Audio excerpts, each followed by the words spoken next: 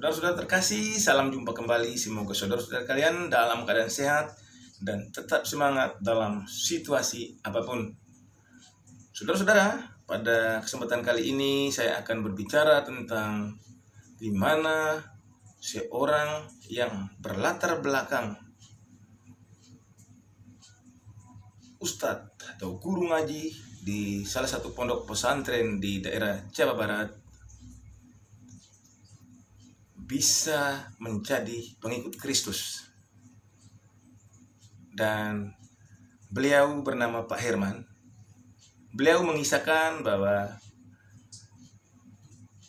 suatu hari dia dirawat di Rumah Sakit Baromeus Bandung karena mengalami jantung bocor. Di sebelah dia ada seorang ibu, orang Bandung juga, yang tiap hari menyanyikan pujian. Begitu mendengar pujian itu, hati Pak Herman Pasa merasa sangat sukacita. Yohanes pasal 14 ayat 6.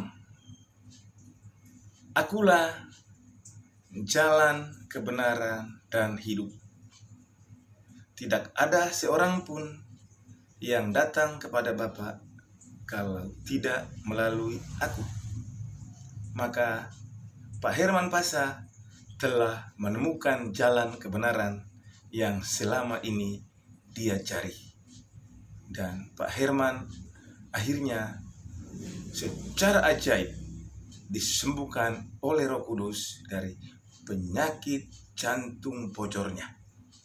Untuk itu mari kita saksikan cerita kesaksian dari Pak Herman. Selamat mendengarkan. Jangan lupa subscribe buat yang baru bergabung. Dengan Anda subscribe channel ini berarti Anda ikut membantu perkembangan channel saya ini. Terima kasih, Tuhan memberkati, dan selamat menyaksikan. Salam, kasih karunia, rahmat, dan damai sejahtera datangnya dari Allah. Tapi tertuju kita menghadap Tuhan, mengharap ampunan serta ridhonya. Pada kali ini saya akan memberikan kesaksian. Nama saya Herman Pasa, berasal dari Kota Kembang, Bandung. Pada saat itu saya menganut agama Islam karena turunan dari orang tua dan nenek moyang saya. Dan pada saat itu juga saya menjadi seorang pendidik di salah satu pondok pesantren di Kota Kembang, Bandung. Jadi pada saat itu saya sakit jantung, bahkan saya harus dirawat di Rumah Sakit Baromeus Bandung. Dokter memutuskan saya harus dioperasi karena pada saat itu jantung saya bocor dan jantung saya itu udah biru sebelah. Nah, pada saat itu masih menganut agama Islam. Nah, di samping saya itu ada satu pasien jantung juga, cuman itu orang Kristen. Yang nunggunya itu ibu-ibu setiap pagi, setiap siang, sore, bahkan setiap malam suka menyanyi dan memberikan doa kepada pasien itu. Seperti mana pujiannya? Seperti ini. Bagaikan bejana siap dibentuk, demikian hidupku di tanganmu. Dengan urapan kuasa rohmu, ku dibaharui selalu. Begitu saya mendengarkan nyanyian itu, alunan suara si ibu itu, jadi saya itu agak tenang. Tapi saya yakin bahwa kata-kata si ibu itu akan menyembuhkan penyakit saya. Saya belum percaya waktu itu karena saya agama Islam, bukan agama Kristen. Tapi saya baru yakin. Nah, langsung di situ udah 2 hari kemudian pasien sebelah saya itu meninggal. Oh, berarti saya juga akan meninggal. Karena orang jantung itu jarang hidup kembali kalau udah masuk ICU. Tapi saya waktu di dalam ICU itu sadar tetap gitu. Mendengarkan pujian si ibu. Nah, udah langsung gitu saya bilang, Bu, tolong doakan saya, Bu. Si ibu jawab, Pak, saya orang Kristen. Kan Bapak orang Islam. Saya bilang, gak apa-apa. Yang penting saya sembuh, Bu. Didoakan. Langsung si ibu itu naruh tangan di dalam dada saya sambil berdoa, di dalam nama Tuhan Yesus Kristus kamu akan sembuh. Di situ penyakit saya itu bukan hilang, tapi rasanya agak sedikit mengurang. Langsung di situ saya diputuskan sama dokter itu harus dioperasi. Pada saat itu 2 hari kemudian langsung pasien sebelah saya itu meninggal. Wah, saya juga bakal meninggal gitu pikiran saya, karena di sebelah saya itu dia meninggal. Nah, udah 2 hari kemudian saya pas jatuh mau dioperasi, si ibu itu datang kembali. Kata si ibu itu kepada saya, "Pak, jangan takut, harus tenang, Tuhan pasti tolong." Tapi si ibu sebelum pulang menyimpan aqua di depan saya itu. Saya minum itu aqua, berkurang, saya dibawa ke lab, langsung dokter memutuskan saya tidak jadi dioperasi, sekaligus saya sembuh. Puji Tuhan, luar biasa. Baru doa, baru pujian yang dilemparkan ke badan saya udah sembuh total. Apalagi saya bilang kalau mengikutinya. Nah, pada saat itu gancang ceritanya saya langsung pulang ke rumah karena tidak jadi dioperasi. Saya udah jual apa-apa buat biaya operasi, akhirnya nggak jadi itu dioperasinya. Nah, langsung di situ saya nyari itu alamat si ibu itu. Cuman waktu itu saya lupa minta alamat si ibu itu. Padahal masih orang Bandung dia. Tapi nggak ketemu sampai saat ini. Nah, di situ saya langsung berpikir gimana caranya, karena saya itu guru atau ustadz di salah satu pondok pesantren, nggak mungkin lah saya bisa didemo.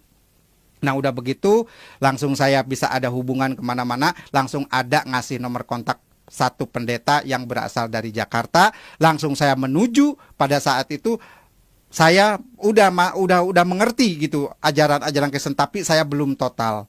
Nah, udah langsung saya tinggal di rumahnya pendeta di Jakarta sampai saat ini udah 10 bulan. Luar biasa, Tuhan Yesus menolong saya. Ada satu kenikmatan yang mengikuti ajaran Tuhan Yesus Kristus, ada satu keistimewaan yang kita rasakan pada saat kita dibaptis. Saudara pernah dibaptis? Apa yang rasakan saudara pada dibaptis itu? Pengalaman saya waktu saya dibaptis. Saya dibaptis oleh 2 pendeta. Ya, langsung begitu turun, masuk ke kolam baptisan, saya dibaptis. Begitu ditenggelamkan, saya katanya pingsan. Padahal saya bukan pingsan, dibawa salah satu orang, tapi yang saya nggak kenal, ke satu tempat yang luar biasa indahnya. Burung-burungnya, air-airnya, taman-tamannya indah sekali. Nah, pada saat itu saya pingsan katanya karena waktu dibaptis itu. Nah, di situ saya sama satu orang yang tidak dikenal itu dikasih kenang-kenangan atau dikasih bingkisan. Sampai saat ini belum ketemu. Apa sih artinya itu?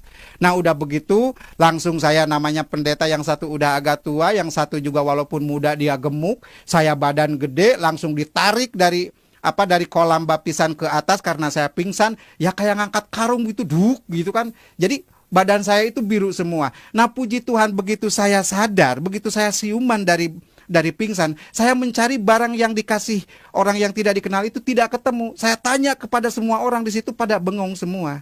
Jadi apa sih yang berbentuk buku bukan, berbentuk Alkitab juga waktu saat itu saya belum mengenal benar. Nah, langsung saya setelah dibaptis, langsung saya kembali lagi ke rumahnya Pak Pendeta. Jadi sampai saat ini saya sudah 10 bulan di rumahnya Pak Pendeta. Luar biasa, Tuhan menolong saya. Cobaan, kritikan dari keluarga, bahkan sekaligus saya dibuang dari keluarga, bahkan istri tercinta satu pun minta dicerai, anak pun sampai saat ini tidak ada komunikasi dengan saya. Tapi bagi saya nggak apa-apa. Yang penting saya punya Bapa, yang penting saya punya juru selamat. Karena waktu di dalam dulu itu tidak ada juru selamat. Ada juga syafaat. Ya, kalau syafaat itu kalau orang mau syafaat, di syafaat kalau juru selamat itu beda. Semua orang mengikuti dia pasti jalan. Mungkin ini yang dinamakan Shirathul Mustaqim. Jalan kebenaran. Saya pernah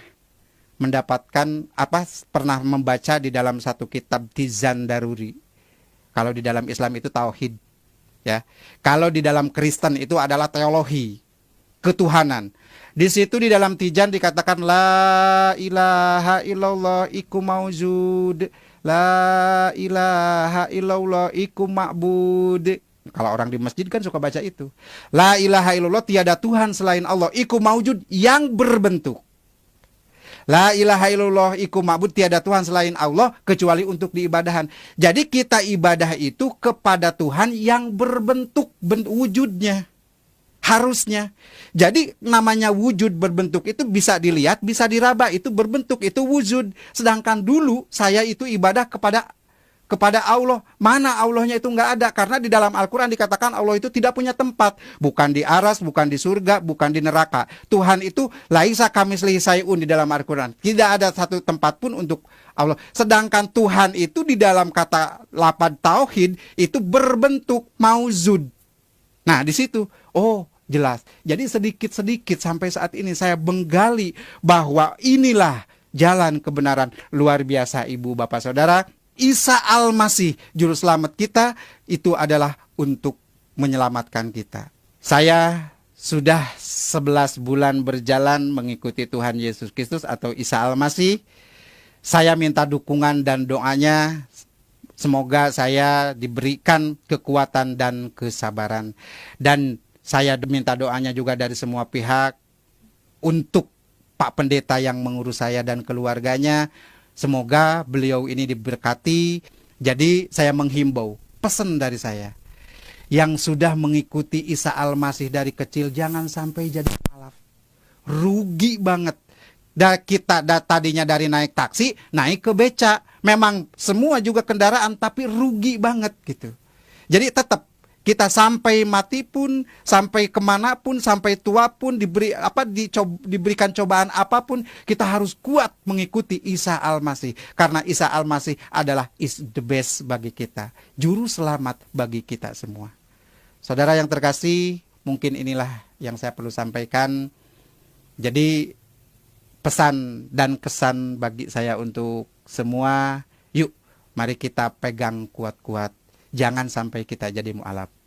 Tuhan memberkati.